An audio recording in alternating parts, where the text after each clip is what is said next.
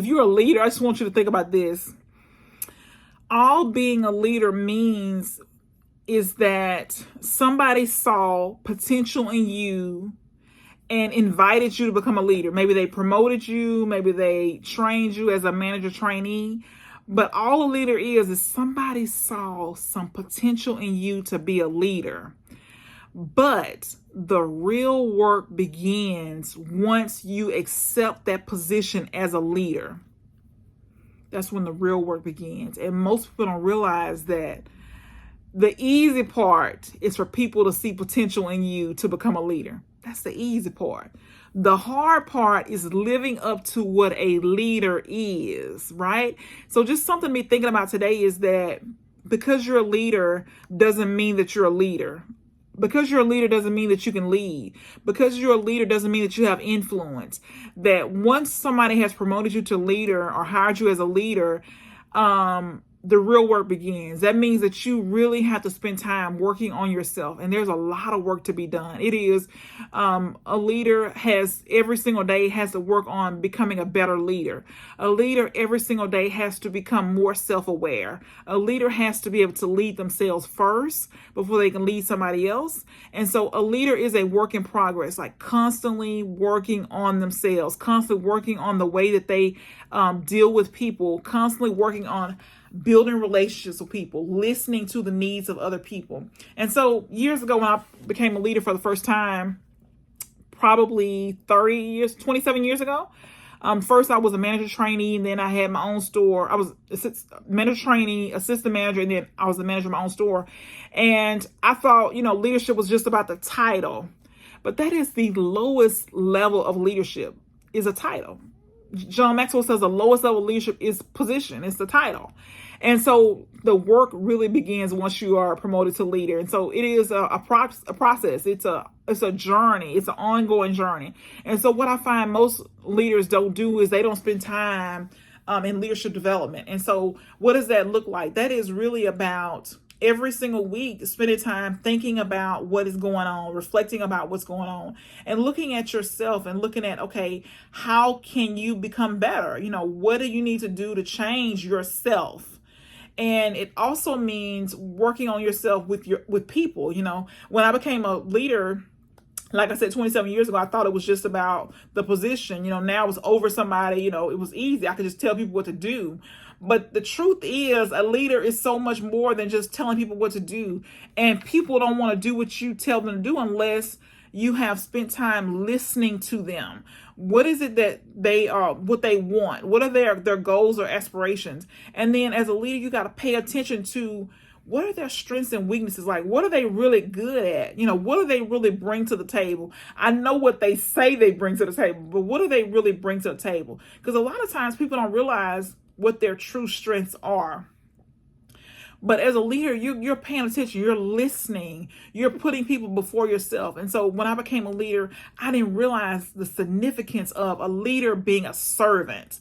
Like, we're there to serve our people. And so I didn't realize that. I just call me naive. I was 19, 20. So call me naive. I had no idea. And so I remember my district manager calling me years ago. It's like, I say 27 years ago. And she said, how can you lead these people if you're always doing like these certain things that I should have delegated to them to do? And I just did it because it needed to be done. I enjoyed it. But as a leader, we cannot do that. And so I'm not saying that we don't get in the trenches and work with our people. That's not what I'm saying. I'm saying that you still have to lead. You still have to be a leader. And so we have to be careful as leaders that we are doing the things that is effective as far as a leader is concerned. And that is, we have to be trustworthy. People have to know that they can trust us. But also as a leader, people are looking to see, what do we actually do? Like, what are the actions that we actually do? Like, are we getting results? Like, if they look at us as a leader, are we accomplishing anything? And so it is important that as a leader that we are actually getting results, that we're doing something. People can see our results, like things that matter, right? We're getting results, things that matter. But it is important that we build relationships with our people. And I think that's probably the second level of leadership. It is the second level with John Maxwell. The level 2 of leadership is building relationships with our people.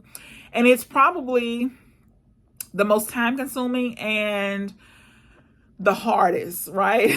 So we have to spend time with people. We cannot lead them if we don't spend time with people, because leadership is influence, right? John Maxwell says leadership is influence, nothing more, nothing less. So we have to be able to influence people. And all we can do that is we got to talk to them. We got to listen. We got to be around them. We got to talk to them about what's important to them. We got to listen to what they're saying to us when they're frustrated, when they're upset. We can't just make a decision and not consider our people. And so leadership is about building relationships.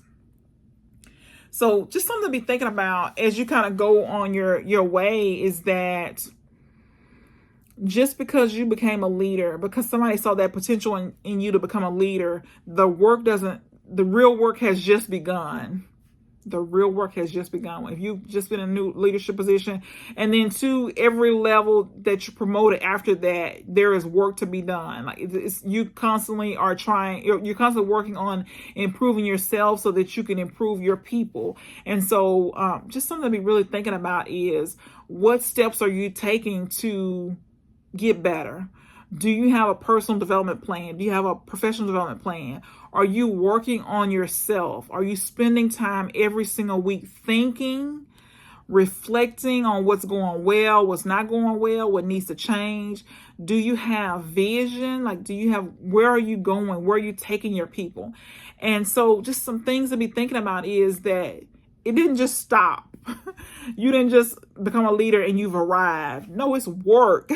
If you are going to be an effective leader, it's work. There is a lot of work to be done, and you just keep, working at it. But you have to put in the work. You have to say, okay, do I have a personal development plan? Do I have a professional development plan? Like, how am I improving? How am I planning to improve?